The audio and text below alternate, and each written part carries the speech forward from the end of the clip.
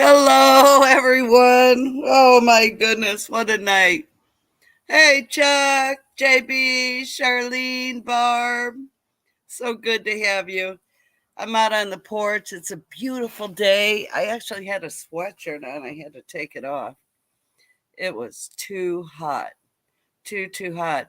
So I don't know if you saw my comment. My friend called. She's getting over the flu and she had her gate open and her llama got out and her husband was at work. So she called. She goes, I just need some wheels on the road, see if we can find her. And so, hey, George, the boss got in the truck and took off right away. And you want to see that? And so he took off, and he couldn't find him for the longest time. And she must have.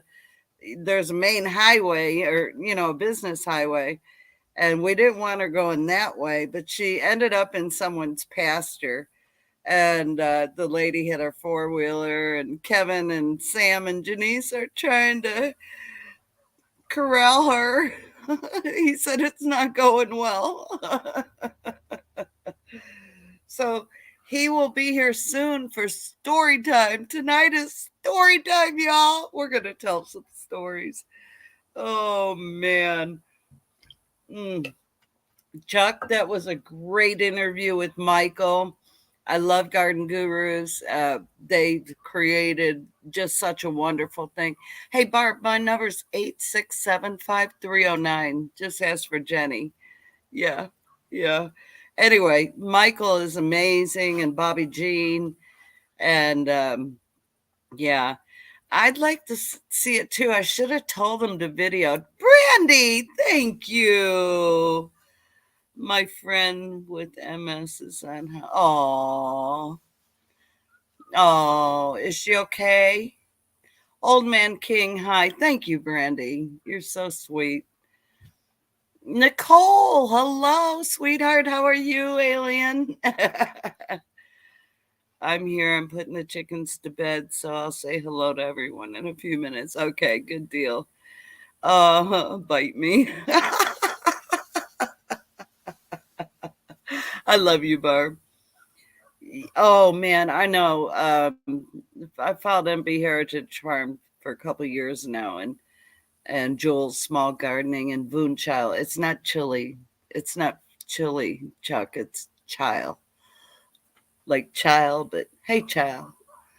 Yeah, everyone says Boone Chili. Maybe you knew that. I'm just giving you a hard time. Hovita, welcome. Great to see you.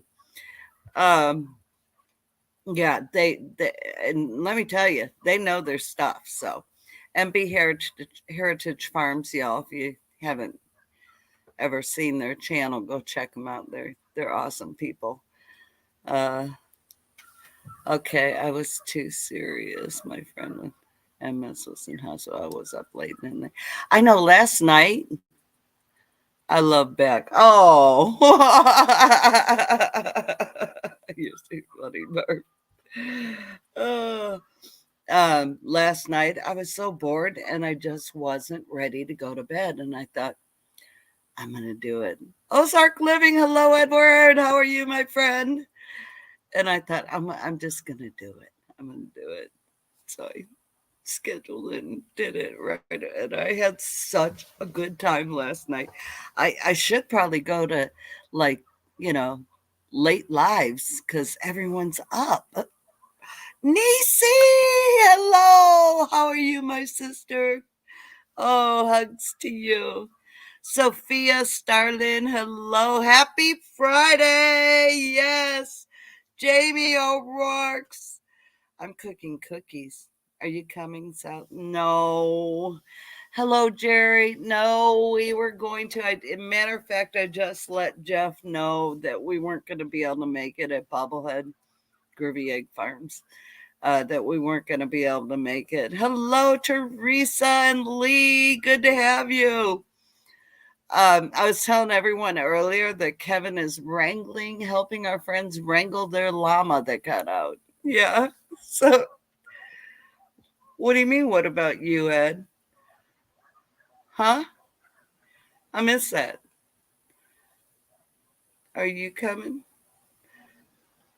I'm cooking. I know. I hate when I get on my phone like I'm watching a video, and I'll say hi, and oh, laugh out loud. Oh, okay. Hey, Bobby, how are you? Pettit Jean River, good to see you. Oh, good. Brandy, did you bring the note I gave you so you could get off early? That I hope so. I hope it helped. I typed Brandy a note on the chat last night so she could be exempt from or be late for work, So, yeah, I had a good time, y'all. Thank you so much for coming last night. It was such a blast.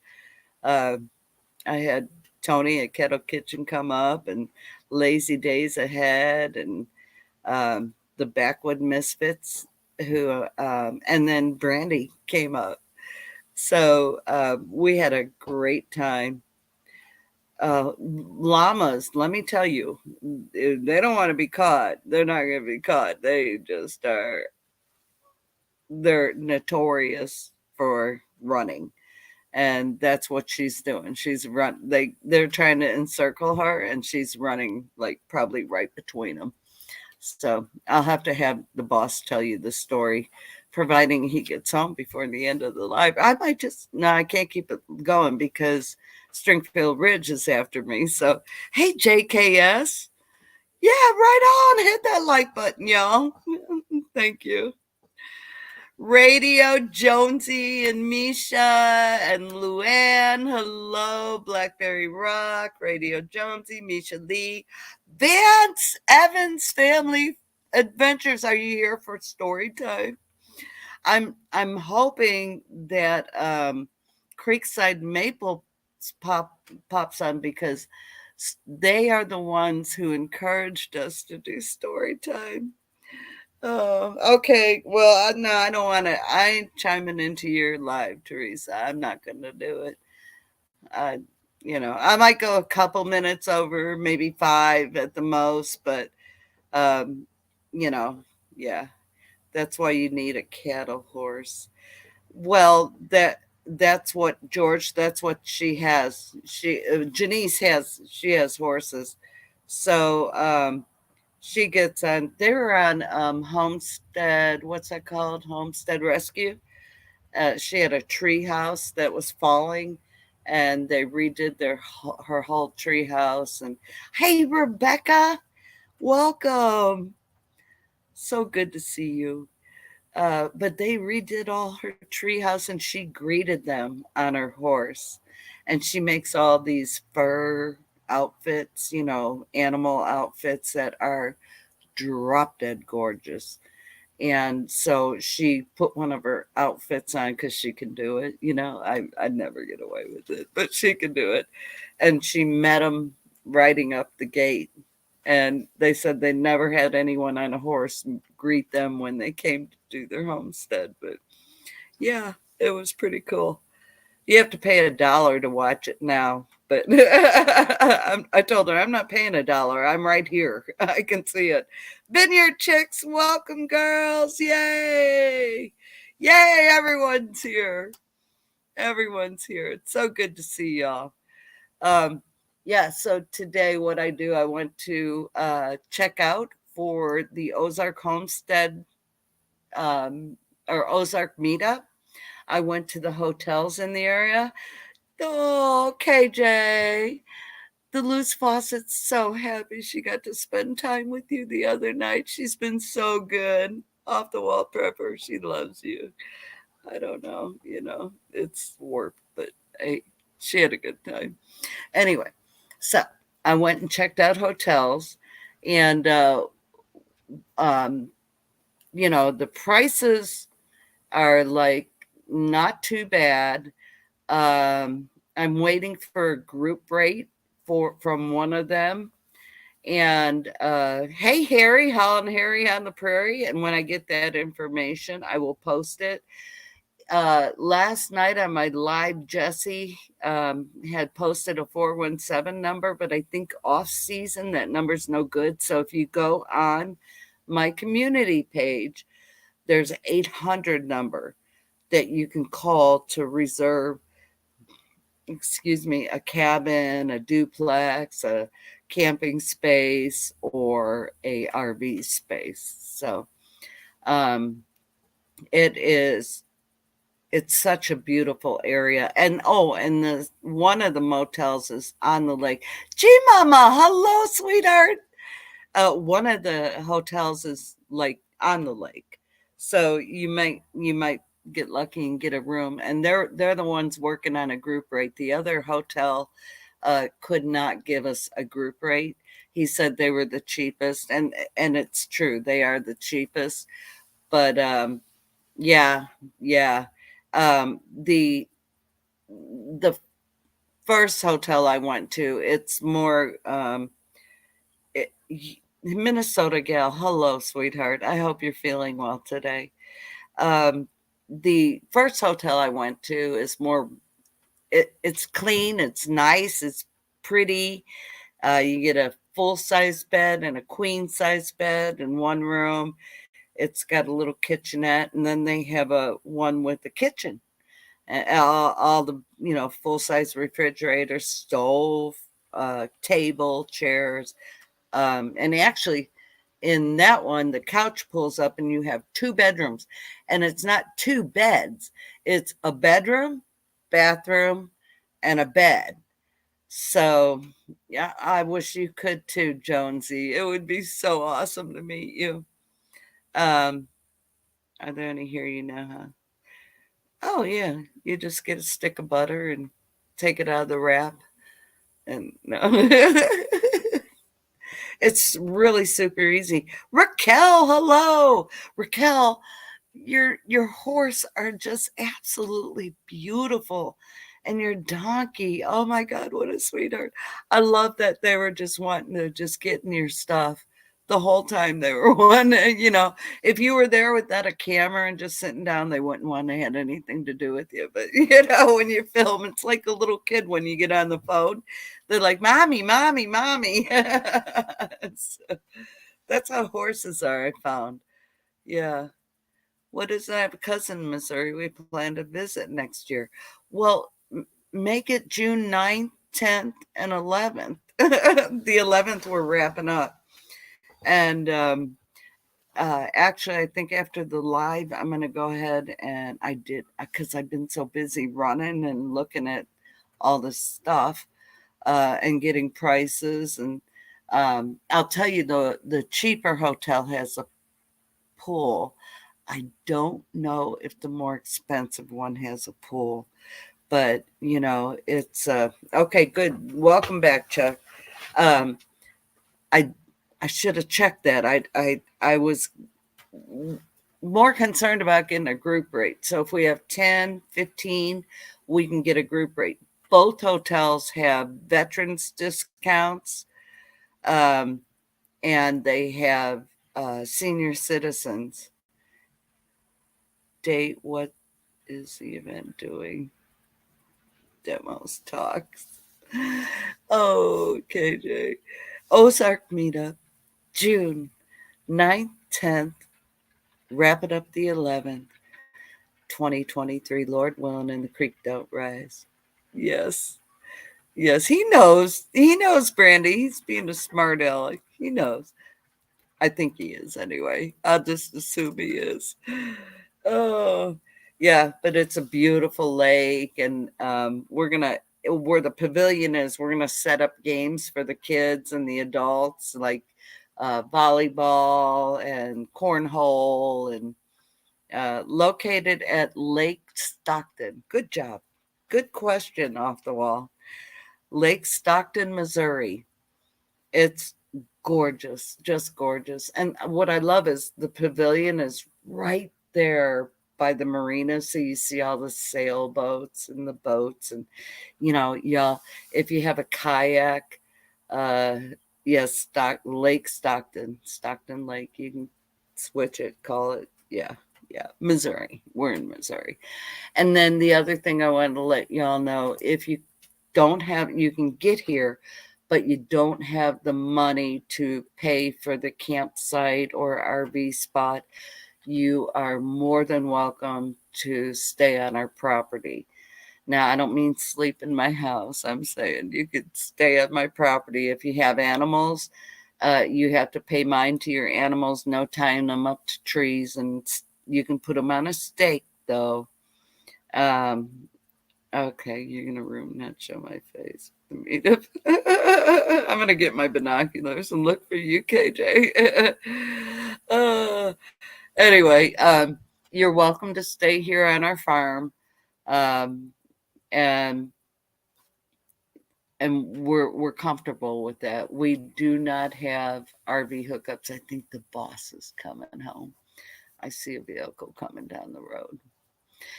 Anyway, we don't have RV hookups, but if you have a CPAP machine or you have, if you need electricity, you can hook up. And if you want to give us a love offering to pay for that electric, cool. Yeah. Uh, can I have an Uber driver? No, I can't. Off the wall prepper will pay for that, Brandy. He'll be happy to pay for that. I'm the only one sleeping in the house. Well, oh no, I'm a locker in the bunker. No, no, no, no. That was not the boss. Yeah. Excuse me. So, dibs on Jan's bed.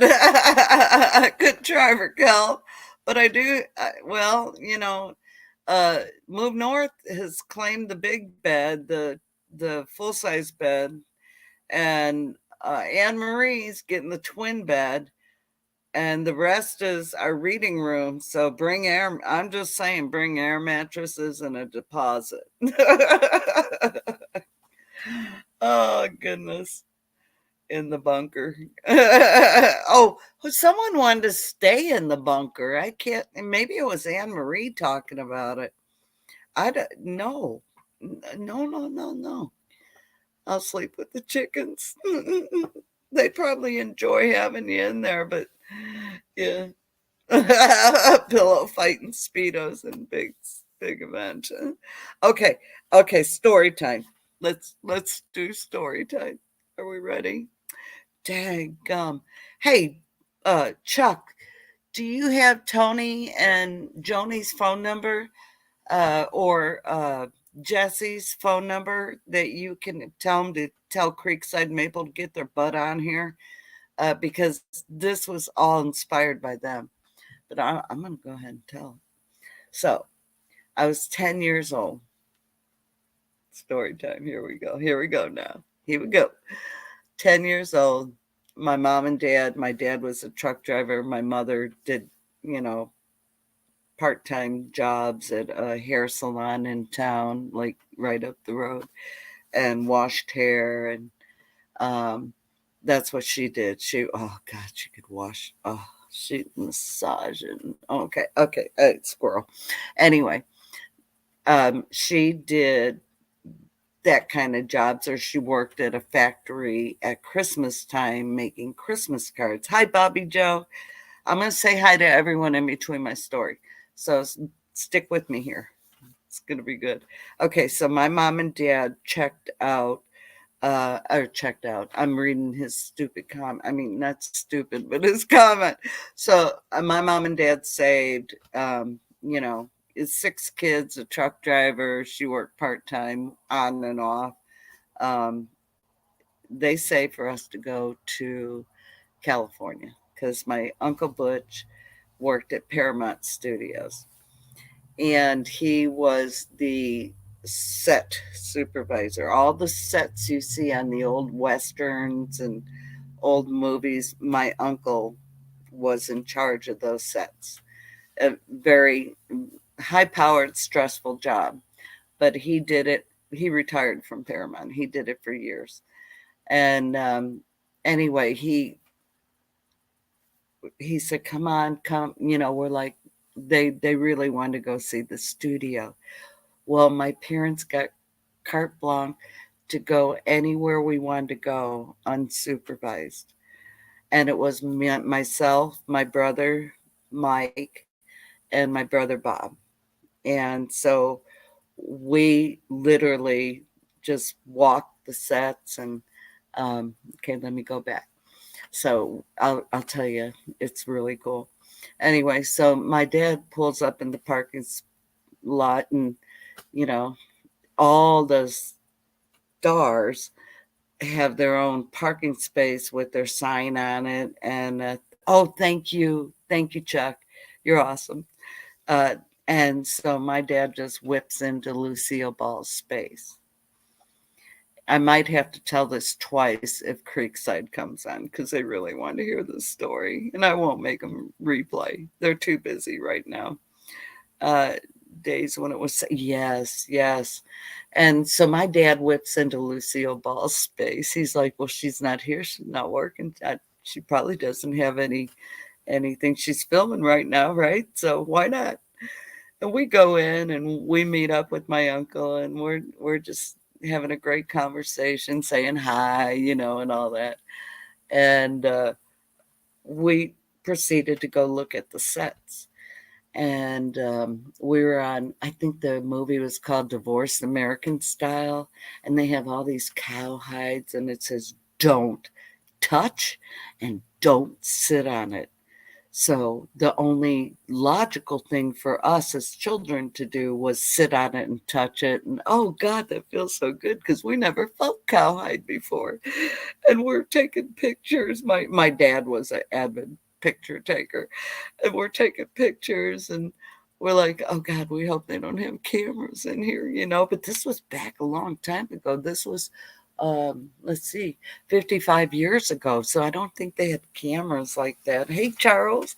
So we're going through each stage, and like the saloons, it was a built, just a, like a, remind me of what they build wood piles with, the shelters.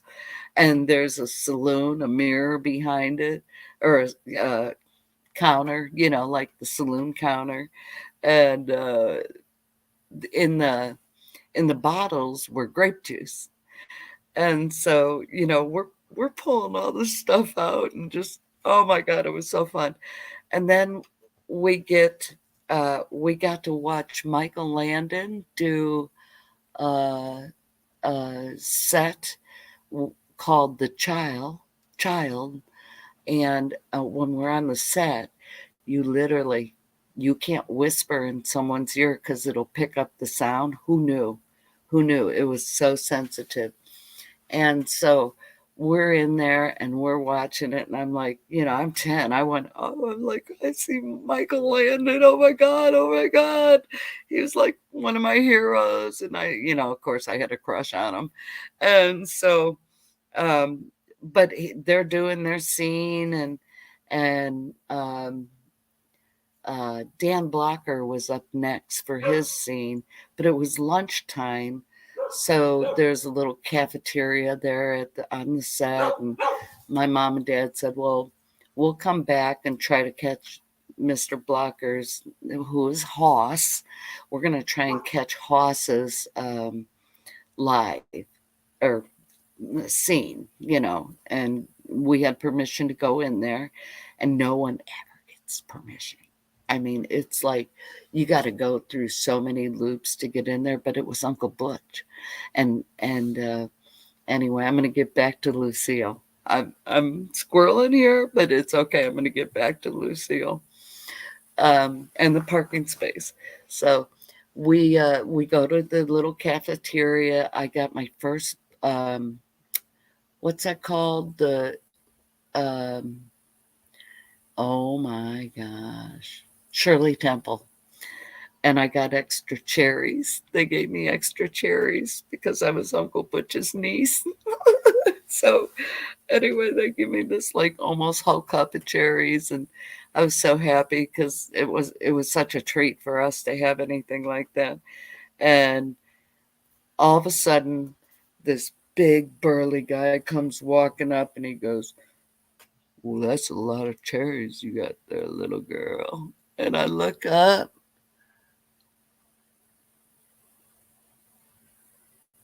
and I'm like, "Hoss! It's Hoss! Oh my gosh! Hey, Beth, it's Hoss!" he just laughs. And he says something to my brother about what he was drinking. Well, what are you drinking, young man? And he's like, Coke. you know. So he sat there. His set was ready to go. He canceled his set. He said, Butch's sister's here. I'm not doing anything. I'll see you guys in an hour. And he spent the whole hour at lunch with us. And it was so awesome. Okay, so in the meantime, we're eating lunch and I it's stuck in my heart. I will never forget Hoss Cartwright, Dan Blocker. What a sweet, gentle, wonderful man he was. Hi, Micro Farmer. How you doing, Homer? Okay, not the boss, someone else. Anyway, so in the meantime, we're having lunch and we're done with lunch and um, the office gets a phone call. Guess who it was? Lucille Ball. Who the H is in my parking space? Blah, blah, blah. She lost her mind. And the person on the phone goes, Lucy, that's Butch's sister's car there. Do you want to come tell him to move? She's like, no, let him stay. I'm sorry. So I don't think Lucille Ball ever backed down to anything, but that day she let us stay there. And you know, my dad, he was sort of cantankerous like that. He was just full of spit and vinegar, and he just got the biggest kick out of that. He thought that was the funniest thing around, and that he could tick off Lucille Ball, you know. But he did go move the car, and then we got back in onto the set, and we're walking. There's in the behind all the big buildings where all the sets are inside. There's trailers where all the actors get ready, and so we're walking back there, and my mother never knew a stranger ever. She never did.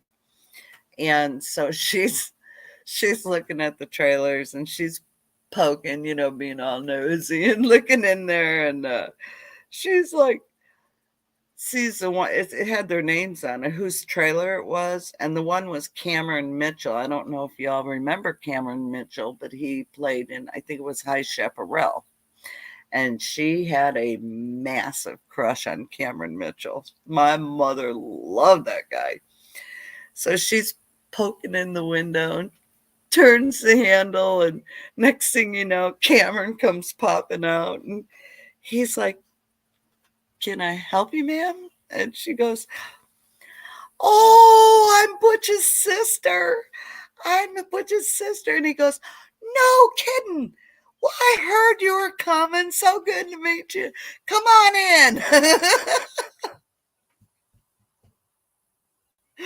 1 hour later, you know, we're standing there, we're all talking to him. And when then, you know, you're 10, 11, 10, 12, and I think 15 or something, you're like, okay, shut up. You know, but he was so gracious and so wonderful, and um he was just relaxing in his trailer, and my mother invaded him.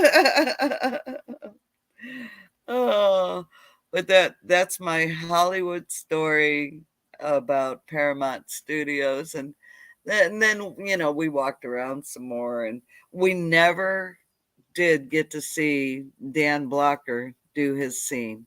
That was the one thing we never, I don't know if they just rescheduled it or what, but we never got to see Dan Blocker do his uh, scene that he was doing. Hi, Deborah. Welcome. Ann Sullivan, Helen Keller's teacher. Whoa, no kidding. Isn't that something? Wow. Yeah, so that's my story. And then I had another one. Wait, Jan, Carol Burnett put a picture and signed in the yearbook. Really? How cool.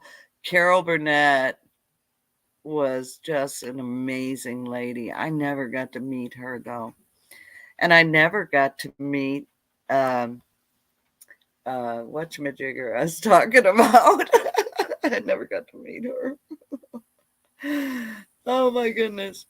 Uh she she, she was in there, she screamed her head off, and then I think she was just in there, you know,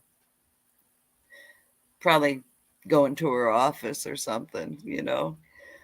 But yeah, it was fun. It's obviously something that stuck with me all my life, you know.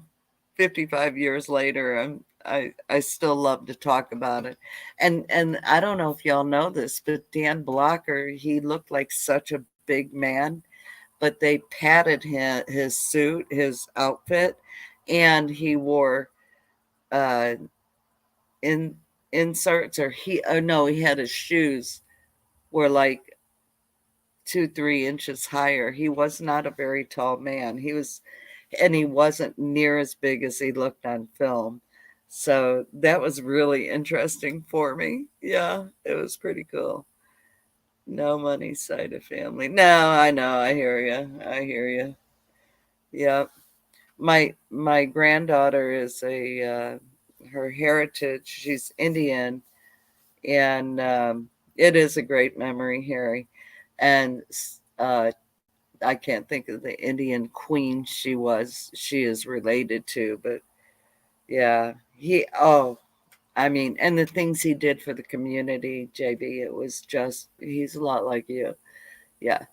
He had the kindest heart and was just a godly man and family man. And you know, that's something good to know when you're 10. You know, he just reminded me of my dad and my brother so much, that it was a blessing. It was a blessing. And if Michael Landon didn't think that Dan was going to go on set, we got to meet him and the other gentleman who played Child on that movie. So if you're ever looking at um, the Bonanza series, look up the Child or Child. It might just be Child. And yes, JKS, exactly, he was. But you'll see that clip, and I was there on set. I was there. You can't see me, but I was there. And then I wrote my uncle this big long letter when we got home of how I just wanted to ride horses on Bonanza, and if he could get me a scene, that would be great. And you know, um, yes, yes, Brandy. And so he told my mom, and my mom didn't know I wrote the letter. And you know, I just wanted to be an actress. And um, anyway, he got the letter and he called my mom and he said, Betty, you got to stop this. She cannot come to Hollywood. She cannot come to Hollywood, because he knew there was a lot of bad things going on in Hollywood, you know, and he's very protective of me. And so my mom put me and let me go to the stables and ride horses for $3 all day. That sealed it. Oh, Michael Landon he was a very neat person. Sorry, it was Adam 12. Adam 12. What's that, Charles?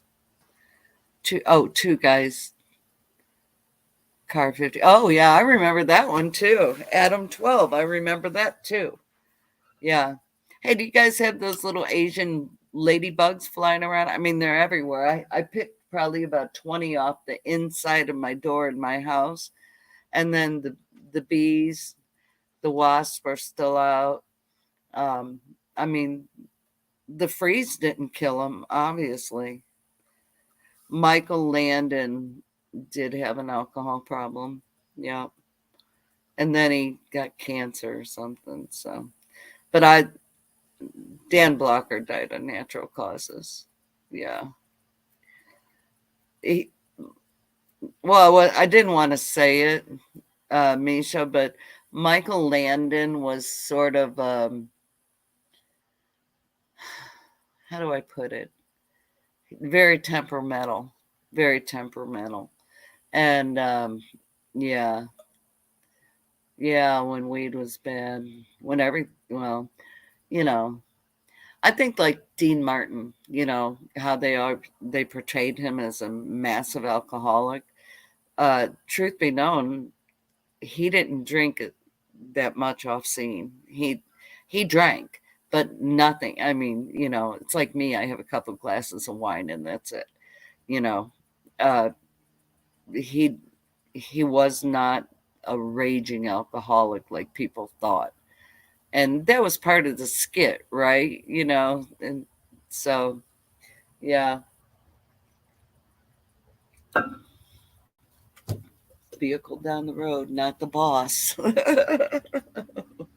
I bet they're still wrangling that dang llama. Yeah, and back in the day, we have lots of them now, but I don't trade anyone that does an Asian. No, no, I don't have any ladybugs. Oh, here's the boss. He's pulling up the driveway. He must have been behind that other car. But yeah, it was it was a great experience, and it was so. I mean, a once in a lifetime thing, to be able to go there and have a good time and have all those memories. So, you know, it was pretty cool. And I will tell you, the sets are the creators who put those sets together and filmed it were amazing with the technology they had back then. Hi, Brandon and Charles, welcome. Um, it's amazing because you're talking like an 8x4 and or 8x8 maybe, or 16x8, and they're doing these whole scenes in this little teeny space. They're having fighting scenes, and yeah, it what they did back then to put that together was amazing. It was just amazing. I mean, we have all this technology now, and we can do this and we can do that, and you know they didn't have that back then. So yeah, it was really really cool. Obviously, you can tell it stuck with me. So okay, and then the other story. So the other story is my dad had a welding machine, and he taught us how to weld. I just did tacks or whatever you call them. I couldn't do all the big stuff. He wouldn't let me. I was too little. Hey, boss, did you get the llama? We got the llama in. Yay, she's in, safe and sound. So anyway, he just let me do little things, and I was young. That math weighed me down like a weight. Um, but anyway, my brothers learn how to weld. And my one brother in particular, Bob, he liked to build go-karts and mini bikes. So that's what he did. Hey, Jason, welcome. He liked to build go-karts and mini bikes. So he would round up these old lawnmower motors and old people's mini bike motors that needed repaired, and he'd fix them up. He was really really good at it, and he'd fix them up, and he built this one mini bike, and I got to help him with it. I got to do a couple of the welds on it, and I was so proud of myself. And um, he he builds this mini bike, and it's awesome. It's really cool. You gonna join us, or Yeah, where's Brutus at? He's around here somewhere. I don't know. Anyway, so we're out in the backyard, and we're you know the family's out there, and we're cooking. I think my dad was grilling, and he decides that he's gonna go on the mini bike, And so he's in the pasture, babe. He's coming. So my brother just rode the mini bike all around our backyard. We had a really big backyard. It was like 2 lots, so it was pretty big. And he's driving all around the backyard. And um, my dad gets on the mini bike, and he's like revving it up, hits the gas, and he slows it down, and then he takes off, and he thinks he's going to show off. So here's my dad, and this is going to be funnier to me probably than you, but you got to envision it. Here's my dad on the mini bike. He pretty much floors it. Up the tire goes. And my dad's like, hanging on for life, trying to not fall over on the mini bike and kill himself. And we're just laughing so hard. And he's like suspended in air, with the front wheel up, and he's on one back wheel, and trying to keep it straight. It was just hysterical. Oh my god. But you know what? He kept that one wheel going. He didn't fall. He did it, and he brought it back down. He popped that wheelie, and that was pretty funny. That was pretty funny. In Oklahoma, there used to be an early afternoon show.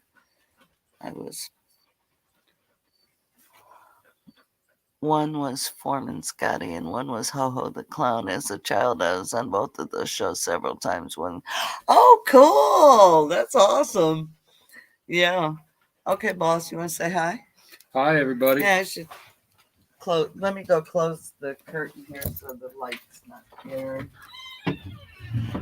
So I had to deal with a llama that got out. Not our llama, but they had loaned their truck out, and we were stuck with no vehicle with a llama that got out and ran. We thought it went one way, but it actually went the other. It was in a big pasture, big open field. Got it to get out onto the road, opened a gate. We forced it through that gate, and then it ran down the road. And then the only turn, well, actually there was a turn it could have went down, but it didn't, thank God. And the bad turn. And then then after that, the only place it could go, because everything was fenced on each side, was down their driveway. So that was, and then they got a driveway, and then another driveway that you make a right on, and that's where their gate is. So there was no place for it to go. So except for that. So thank God we got that silly thing in. Wow, what a disaster that was. Anyway, so I guess it's story night. Yeah. So what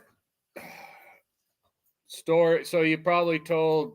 I told the Lucille Ball. I told Dad on the mini bike. Okay.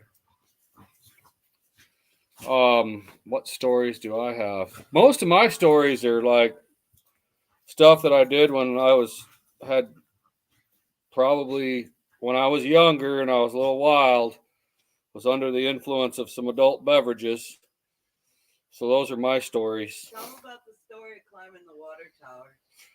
Well, when I was a senior in high school, I'll tell this story. I was a senior in high school. I did play sports, but it was like during like the offs in between a couple of sports, and me and a buddy, I was a senior. Oh, it was Easter night, and we had Easter night, and his brother-in-law owned a tavern, and my buddy used to clean. First mistake. No, it was Easter. First mistake. First mistake. Yeah. So my buddy used to clean that tavern, and it was like it was a pretty popular tavern. He used to clean it at night. Seeker. Of course, it wasn't open on Sunday, but he went up there to clean it. Hi, Susan. Called me up, and he had taking a case of beer out of there. That's most of my stories. And so it was Easter night. True. We have to go to school in the morning. I was a senior, he was a junior. Yeah. And so we went out, and we used to call it, well, road tripping and gravel roads Yeah. in the back country. And we were out pretty late drinking that case of beer. I don't know how many were left at the end of the night, but Probably not any. pretty much I don't know what there was left. Anyways, so we finished, well, whatever happened, and I didn't really remember anything, but the next day at school, in high school, Raquel, we I have was 16 3/4. I was a little hungover at Move, school. Thank God none of my coaches or anything saw me. And my buddy came up to me and he said, "Do you remember what we did last night?" And I said, "Oh yeah, we were out road tripping and stuff like that." And and I remembered going back into the house.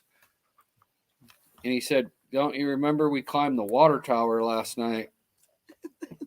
And I was like, It's no. tall, y'all. Brutus, go away. No, I mean Jan's seen that water tower. It's freaking huge. Well, yeah, you know how tall a water tower is. They're Yeah. freaking tall, right? Yeah. Hey, Didn't even Steven. remember it. And Back another up time Misfit. when we had a little bit too much, when I was probably 21, 22 at that time, long time Hey, ago. Jesse. I'm not wild like that anymore. I do still enjoy a few adult beverages, but Yeah, dreaded seeker, hello. we did it again. Yes, that's why they have the llamas. To We did it protect again. The sheep. But in high school, I didn't even remember it. But my buddy told me we did it. Brutus. When we got to school, and I was like, man, I was that inebriated, and I climbed a water tower, and I had no memory of it. Did not remember it at all. No. So that kind of was kind of twice. Yeah, we did it a few years later. Yeah, we did it a few years later, and I did remember that. that. And he was like, "Hey, let's climb the water tower." No. And we did it. And yeah, I got a lot of other stories that I probably can't tell. Yeah, don't. No. Yeah. Well, you have another story you could tell. Though. Which one? I don't know, but the dog's over at the neighbors. Anyways, that was a pretty wild story. Most of my stories involve. I was wild till yesterday, 58. Most of my stories are like that, and some of them are probably too risque, but yeah, we'll skip those ones. Yeah. Well, we're family channel. We're right. But anyways, yeah, that was really dumb of me, and I know it. And he lived I to think tell the good Lord looked out for me and said, you're not gonna fall off this thing tonight, even though you're a dummy. Yeah. For doing this. How you doing, Jesse and Lisa? Good to have you. I told the story about Lucille Ball, so Dan Blocker and all that. Yeah, so Creekside's just gonna have to watch the replay. That's their punishment. In my army stories when I was in Korea, they're very similar in nature. Oh yeah. To that. Lots of fighting. Yeah. Well, no, not fighting. Some of that. That was before I was in the military. With the officers. No, I didn't get in no fight with no officers. No, but the other, didn't they tackle one guy or something? Yeah. No, I'm not telling that story. Okay. I can't tell those stories. They did. I got into a little bit of trouble and but I didn't get in he didn't huge get trouble. Kicked out trouble. Yeah, I didn't get in huge trouble. I got a what was called an article. I'll tell you about what happened when I was in AIT in the Army. Are we blurry? Because I look blurry on my screen. Yeah, we're a little blurry, it looks like. Anyways, it's good. When I was in the Army, and so you go through boot camp. Got in trouble too. No, I did my time. I got in trouble 2 times in the Army. 2 times. Once in AIT and once when I was in Korea. and both times they were summarized Article 15s. I got no rank taken. Charles said thank you. I got no money taken. I had to do extra duty for 2 weeks. So twice I got in trouble in the Army. One time was an AIT, and I'm going to tell that story. I'm not going to tell the story in Korea. I won't tell. I'm not going to tell the story in Korea. But, anyways, so okay. But I didn't get in serious trouble. I did my time, and when I got out, I got an honorable discharge. I didn't nothing bad. I mean, nothing horrible. But anyways, an AIT, which is your advanced individual training, after you get out of boot camp. Thank you. I appreciate it. After you get out of boot camp, you go to learn your job, right? So everybody goes through boot camp, and then they go to learn their job. And unless you like your infantry. If you're infantry, it's all in one. It's called one station unit training. But mine wasn't like that. I wasn't an infantry guy. I was a Patriot missile guy. So I did my boot camp in Fort Sill, Oklahoma, and then my AIT was at Fort Bliss, El Paso, Texas. So I go to El Paso to AIT, and when you get to AIT, they start giving you passes, like you go leave the base on a Friday night or a Saturday night. Yep. Unless you get a field grade Article 15. Yeah. If you get a field grade Article 15, you're in big trouble. That's 45 days extra duty. You'll get knocked down to E1, stuff like that. Or whatever. Right. Yeah. Anyway, so. Okay. I was there for my AIT training was 11 weeks, and it'd been like 6 weeks. And for some reason I kept getting no pass. So like at the end of the week, you'll see like pass or no pass on your name on a board, right? And I kept getting no pass, and I was starting to get pissed off because I'd have to stay in the barracks all weekend. Yeah. And then it just it really made me mad. So for 6 weeks, I was getting no pass. On like the 7th week, I had no pass again.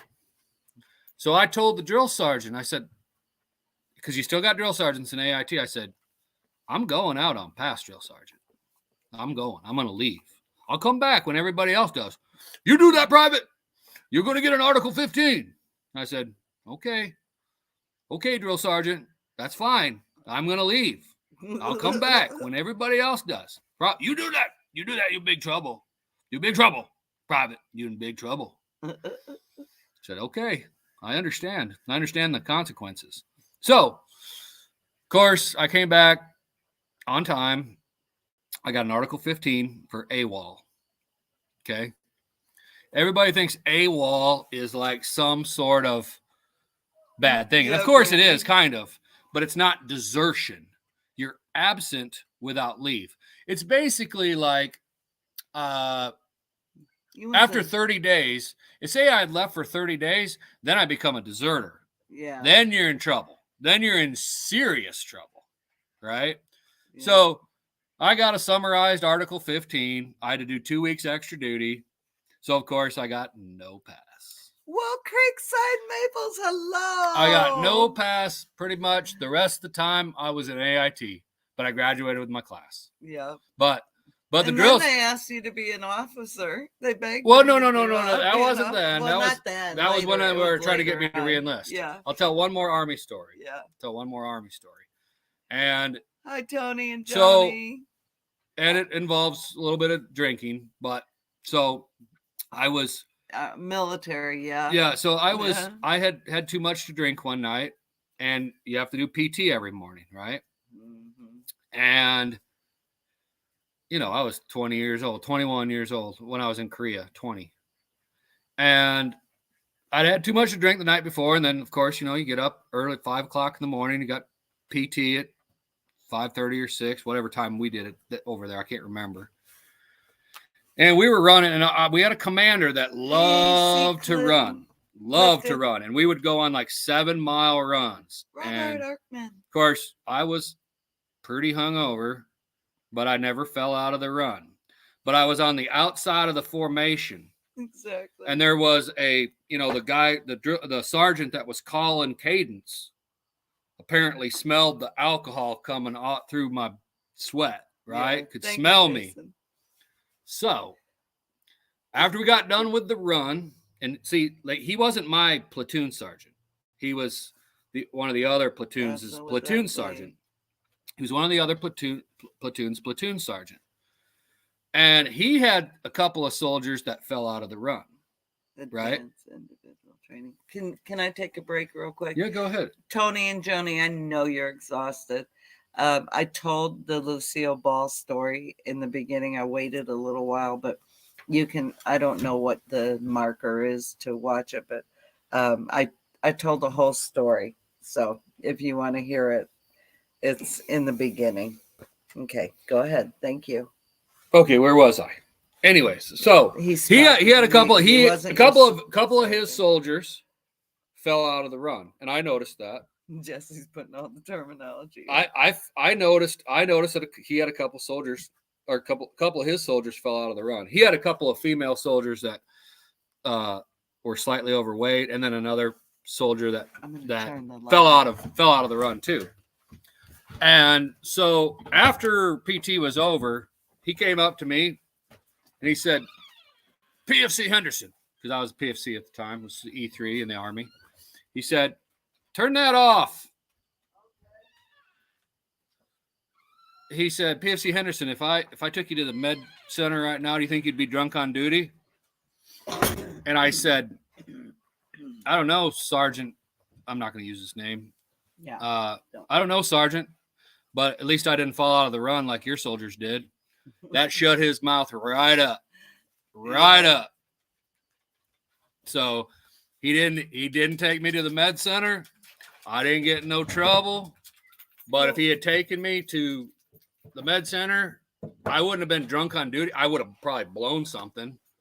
But, I would have been I was hungover. I'd probably drank till midnight and had too much, and then had to get up at 5:30 and be in formation at 6 and run 7 miles.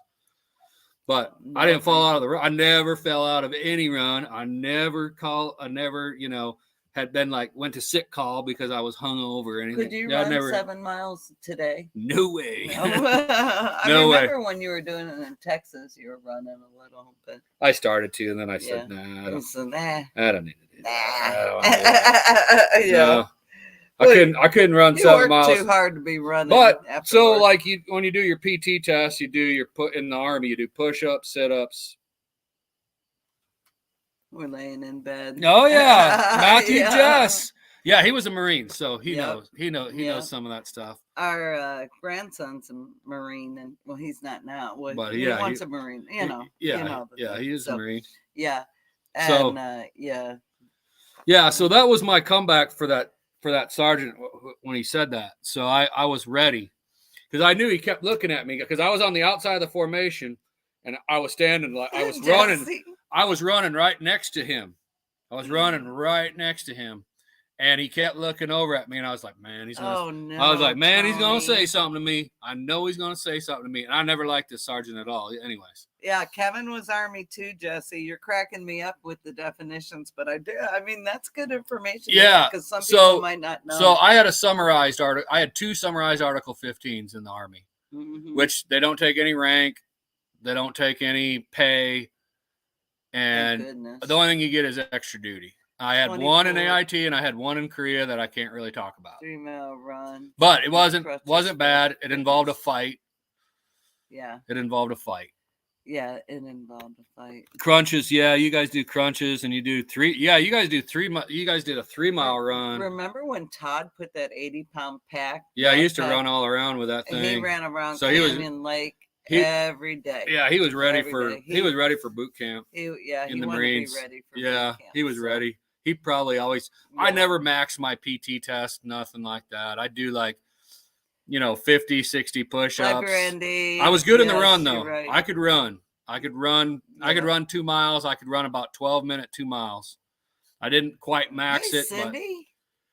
but I could run 10 miles if they wanted me to back then. Yeah. No problem. I mean, not a problem. I mean, it would be a problem. I would hate it. 12 miles twice a day or 6 miles twice a day. And so But 12 no, miles a now, day, but heck I no, couldn't, no I ain't way. running nowhere, man. No, I'm not. I don't no. run. Well, I was trying to run after that llama a little bit. Yeah. That sucked. That Yep. sucked. When That times get llama. hard, be hard. Yep. Oh, Tony, I'm so sorry. The rocks. Basic and AIT in Oh. Fort Knox. Matter of fact, my boot camp at Fort Sill was the last 10 pull-ups in 3 miles under 20 minutes. Still didn't max it. Yeah, you'd probably have to run it. What would you have to max the run in like probably 18 minutes to max that? My age group, to max the run, you had to run 11:54 from 18 to 25. I remember that because I got like I ran it like 12:05 was my best time ever. Was like 12 or 12:15 maybe was my best time ever, but you got to run 11:54, which is under 6 minute miles. And I could run a 5.5 minute mile, but not two of them like that. So yeah. Hey Tony, are you still using that machine to do the holes? I mean, or does that not go through the rocks? 17 minutes, I think, for the younger guys for the run. That's cooking. That's well under 6 minutes per mile. Misha, you were in the Air Force, so we've got Coast Guard. Our max was 6. There's no way it could be 6:42 for 2 miles. What? I mean, the world record's like 3:50 or 3:30. Okay, we got Coast Guard, we got Navy, we got Marines, we got Air Force, Misha, we got Army. Misha, nobody's running 6:42 in 2 miles. Nobody. That's crazy. For 1 mile, 6:42. Well, maybe she meant. No. Oh, you were Army. Oh, okay. U.S. No machine now. It won't go through the rocks. Oh, bummer. 6:42 for 2 miles. I think that's wrong. Hey, Mama B, welcome at Possum Run Homestead. Mama B. 16:42. Busy today. Okay, I was gonna say. I think the world records are right around 3:30 for a mile, something like that. 3:30, because I remember in the 50s, I think it was in the 50s or the 40s, that there was a kid from Kansas that ran the first under 4 minute mile.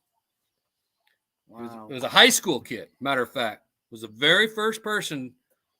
Well, in America at least, I'm sure them Kenyans had been running that. They just never got timed, And Kenyans can run 2 miles in 10:28. That's awesome, Mama B. That's cooking. That's awesome. Oh no, Tony. Ay. Yeah, 10:28. That's really good. That's definitely a max. Out there. I'm pretty sure our max was 11:54 or something like that. I think I missed the max by, I don't know, like 20 seconds or something like that. Dang.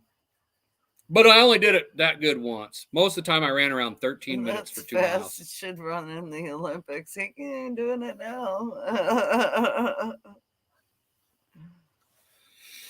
Yeah.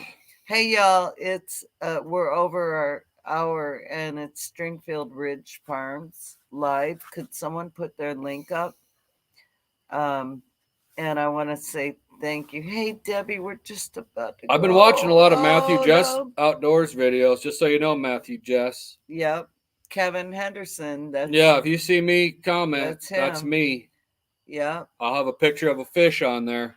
Our cutting score was also based on your rifle range qualifications. Huh. Oh, see, that was entirely something different. That's interesting. Cutting score. Huh. We did our APFT was like something separate. And then once you got into your regular duty station, you were supposed to qualify on the rifle range once a year, but sometimes that didn't happen.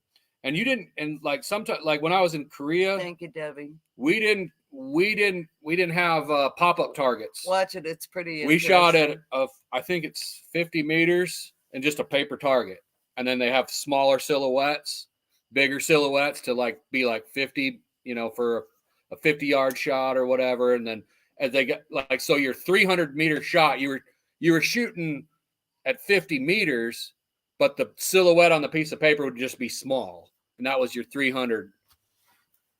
Well, it's in the beginning. Probably The about minimum 15 2-mile run minutes in, standards something like for that. all soldiers in a significantly physically demanding MOS. Okay, so when I was in boot camp, I had to run That's where Todd was in Okinawa. a 16. I think I had to run a 16:54 in boot camp. I remember everything went down like it was 54. So, and I was in between the ages of 18 to 25. So 16:54 in boot camp was like 50% of max. Exactly. 15:54, I think, or maybe I'm getting these numbers wrong, was 60% of max. 14:54 was a score of 70. 13:54 was 80. 12:54 was 90, and 11:54 was 100% max. Thank you, Matthew. That's how it worked for the Army when I was in for ages 18 to 25. I'm thinking that's what I want to say that's what it was. Could be mistaken, and I don't know if that's the way it still is. That's 8. That's that was a long time ago. But what were those things Todd went out on? FTX, field training exercise, stuff like that. Yeah, I know he tore his Achilles tendon, right? He had an appendix situation and too. That was in Okinawa. Yeah, okay. And he ran. Didn't he tear his? I thought he tore his patella. Maybe it was his patella. If he would have torn his Achilles, he would have been on the ground. His patella. There's no way. Yeah, he had a. And he had to run or ACL or something. 20 miles or something. 10, 20 Not miles. Run. He had a rucksack on. Yeah. It was like a yard. It was a road march. He had to run too because he. Well, Matthew would know about it. It was a boot camp like road march. Yeah. And I don't know how long the Marines do. I know they do longer than the Army ones do. I think we did. I think we did like 8 miles or something road march. You guys probably did like 12. I don't know, something like that. I don't know, whatever y'all did. But he did one of those and he had torn his patella. Oh yeah. Well, Todd had a what's the high guy got called in the Marines? What? Remember when he got in his face and tried pushing Todd over and. Well, what do you mean? They're same base. I mean, in boot camp? No. When they were in formation and the big guy comes in, and then you got the sergeant, you got all the people. I don't know. Well, one of the big guys comes in, and one of the sergeants or whoever it was got in my grandson's face, and he was just reaming him a new butthole. And Todd just, he said he's just about to fall back. He couldn't, he couldn't go. Was it in boot camp? No, it was after. So it was in Okinawa? It's probably in boot camp. It's probably in it was. Yeah, it was right before he graduated from boot camp. Well, hey, Rachel. That's natural. That was going to happen. But the big guy, whatever their name is. Drill sergeants. No, it's a general. The general. Or captain. Whatever you call him. He probably had to deal with a captain. The guy's reaming him, trying to push him over, spitting in his face, cussing him out. And he didn't give. He didn't concede to it. And he says, well, what do you have to say? And he said, well, what I have to say is my grandma raised me, and she taught me to not take shit from anybody, and that includes you. And the general, I'm going to call him a general. He wasn't a general. I don't know what he is. There's no way he was a general. Okay, but the high guy who was visiting there, he pulls him. He said, get Casper over here. I want to talk to him. He pulls him off to the side. He said, you've got a good grandma. I've never seen anyone stand up to that man like you did. He said, "Congratulations."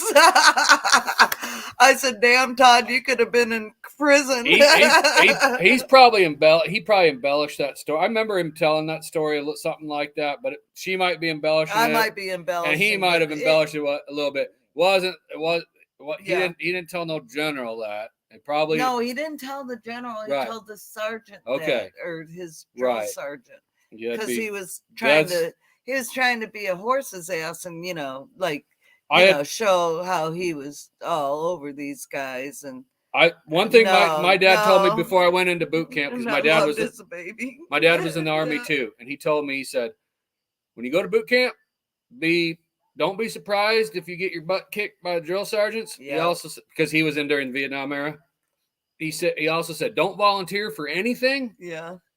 And I can't remember what else, but he said just remember, Shut your mouth. Nothing's personal. Yeah. Remember, when they're going after you, Trying to nothing's get some personal. light on us, And baby. so when I go to boot camp, by the time I was done, if I was in my PT uniform, my drill sergeants didn't even know my name. They couldn't remember what my name was. Yeah. And then I knew I did it right. Because I wasn't great at PT. I was average. I was pretty good in the run. Average and push, not even average, probably push and push-ups. Probably, I mean, I'd do like 50, maybe 60 at the most. And sit-ups, I do about 60.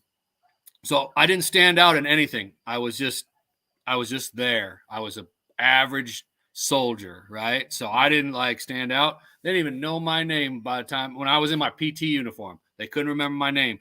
And that was after 9 weeks of boot camp. They didn't know my name. Yep. So that's how I knew I did it. Another story I have about boot camp was when we got off the cattle car. So you go to reception first. Wow. And then you're in reception, and then they take you to boot camp in a cattle truck, in a cattle trailer, right?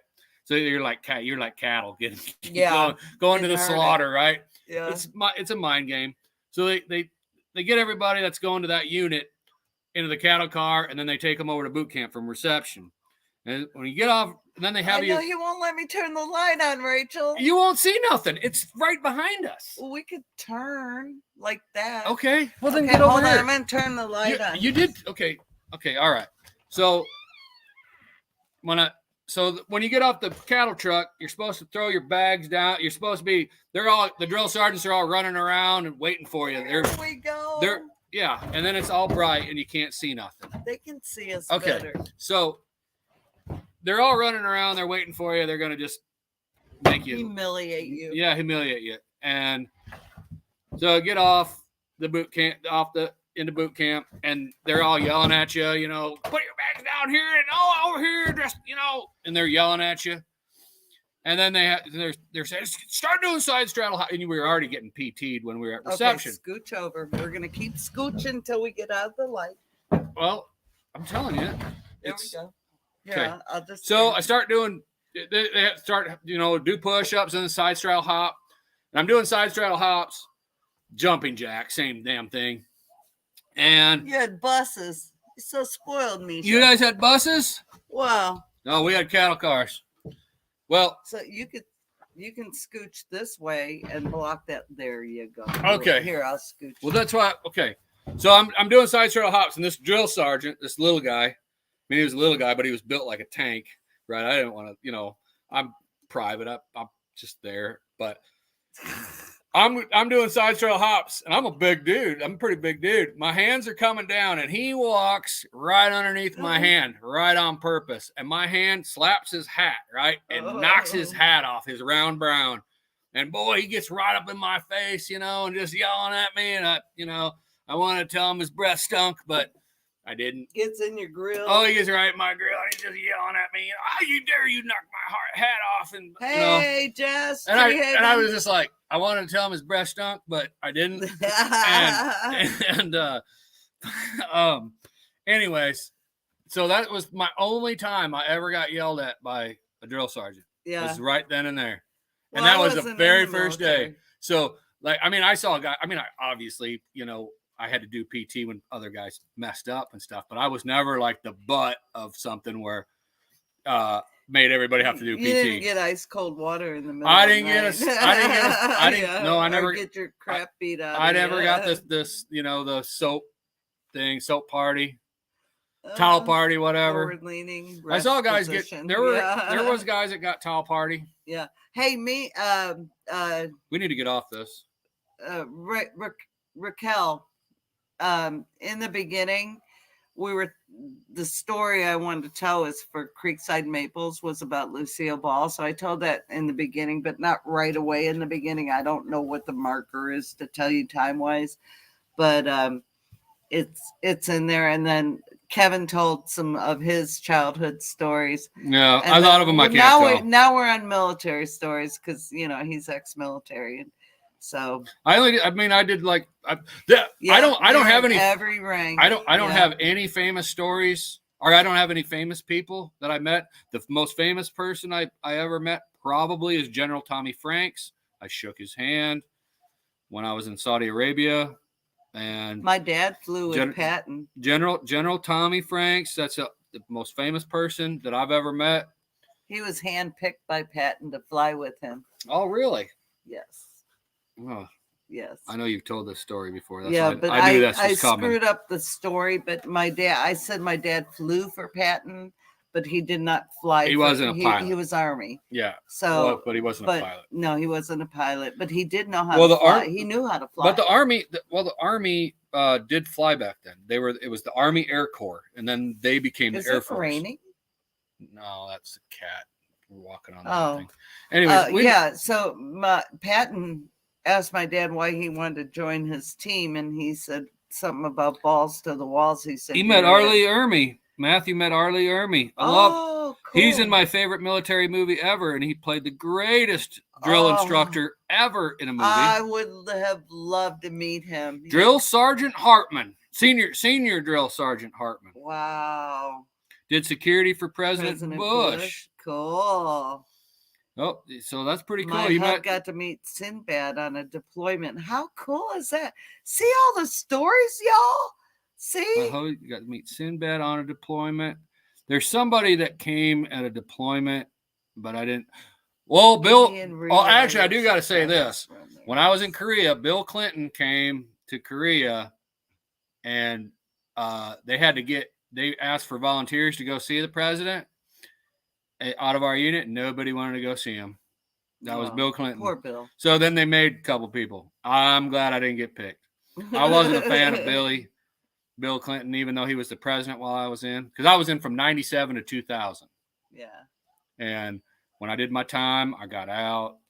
And awesome, Army Air George. Corps, then Army Air Force, then Air Force. Awesome. That's what it was. Yeah, right. Okay. Army Air Force. Hey, could someone put Stringfield Ridge Farms link up? Because I am like 17 minutes over my time, and they're on, and I want to honor them. We're at the Dragon Hill Lodge K16 for 1 year. Wow. What's the Dragon Hill Lodge? In K60, what's that? Could someone put their link up for me? And let's go give them a love raid. You met Tommy Morrison? At a gentleman's club. Whoa. I'm not surprised he was at a gentleman. I'm not surprised that you met Tommy Morrison at a gentleman's club. Yeah. That's where I would expect you to meet Tommy Morrison. Yes. Do you know who Tommy Morrison is? Who is he? He's the guy you don't know. who did porno. No. He was he's a singer. No. He was a professional boxer who died of AIDS. Oh, I was thinking he was at one. He was a really good boxer. Star. I mean, he was like he beat George Foreman. He beat some big names. Canadian Proud Kid Outdoors. He welcome. fought a lot of big names, and he was I think he was at one point WBC champion or one of them. He was a champion at one point. Thank you, Jesse. Yeah, boxer. A boxer. Yeah, not a porno star. I was like, you don't even know who he is. I was thinking of the other guy. You were probably thinking of Jim Morrison. No. He's a rock star. No, the one I was thinking the porno guy. Who's that? I thought his name was Tommy. No, I don't know. Well, anyways. I mean, we don't really know anything. We don't know anything about those. I don't know about anyways. Boy, did we make a really bad wrong turn Hugh there. Beauregard? I don't even know who that is. Who? I don't know. Hugh Bogart.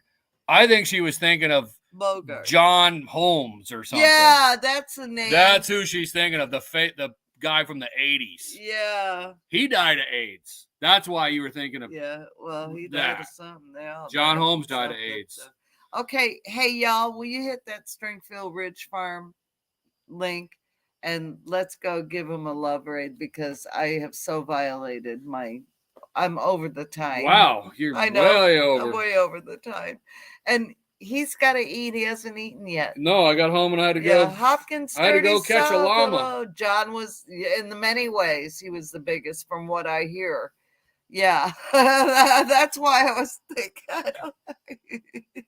Yeah, I knew this was coming. We watched. Okay. I didn't watch it. No, we didn't watch it. No, I don't know. We watched a movie one time on John Holmes. It's played. It's called Wonderland Avenue. It's a very good movie. No idea that I watched it. Okay, you don't remember this movie? No. Okay, Wonderland Avenue, really good movie. It's with Val Kilmer. He plays John Holmes in the movie. There was a triple homicide on Wonderland Avenue that John Holmes, the porn actor, was implicated in. And in the movie, it's with Val Kilmer. They tell the story from his angle, and they tell the story from these other people's angle. No porno, I swear. So that's probably, and he died of AIDS.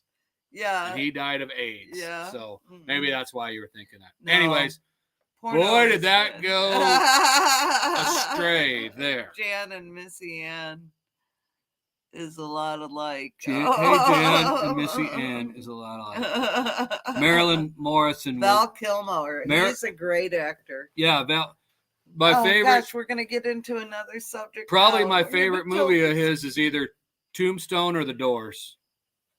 One of those two. He was in Heat too, which I do like, but he was kind of like he was in Heat? The movie Heat. No, he wasn't in Heat like a cat. But the movie Heat with Al Pacino and Robert De Niro, he's in that movie too. But he's been in a lot of movies. Val Kilmer's been in a lot of movies. Tombstone, he's great. He plays Doc Holliday in that. Yeah, that was Tombstone. He's great. See, I don't give a crap about Hollywood or Tommy actors. Morrison was called the Duke. Oh, okay. Yeah. But I'll watch a movie and then the minute I start watching it, I forget the title. I forget what I just. Oh yeah, The Saint. The Saint was really good too. Oh, I remember that. I remember that. The Saint was. Yeah, but I don't. Got something on your mind. Oh God! See, you never should have said that. Can't believe you would even say that. No. But I'm terrible about movies and actors and singers and I don't listen to a lot of music, and when I do, it's probably country or Christian music. I don't have a radio in my truck, so when I have the honor of having my car, I can listen to country music. The antenna's broke.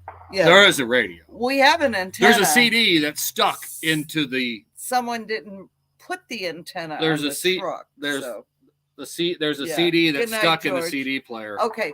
We gotta go. We're going over to Stringfield Ridge Farm. I'm going to eat. Yeah, I'm going to feed him too. But they're shooting something out there. Anyway, if y'all don't mind, go over, hit that Stringfield Ridge Farm link. Let's go eat. And let's give them a love raid. Thank you all so much for spending. There's an 8-track stuck, Raquel. It's crazy. It's been stuck for years. And our new car, well, not our new, our 2016. There, you can't play an 8-track. You can't play anything on it. So, anyway, I love y'all. Thank you so much. Man, I hope they're shooting something good out there. I love y'all so much, and thank you for spending time with us. And I hope you enjoyed our story time. It was fun for us. Oh, now I'm totally giving you TMI. But if you haven't seen the beginning, go check that out and see the Lucille Ball. I did want to say one other thing. So I'm on Joni and Tony's live at Creekside Maple, right? Rip and get off there. Well, I'm telling them something. My God. Should have told and you a while ago. Joni goes, "Oh yeah, Jan." Like they do these words things, and I Google it. Everyone knows I'm Googling it, and Or I say, she "Well, asked me. I ask the boss. I go, well, I got A's and B's in English, which I did. But the words that they come up with, no way would I ever know. So I Google it, and then I change the definitions around. Um, anyway,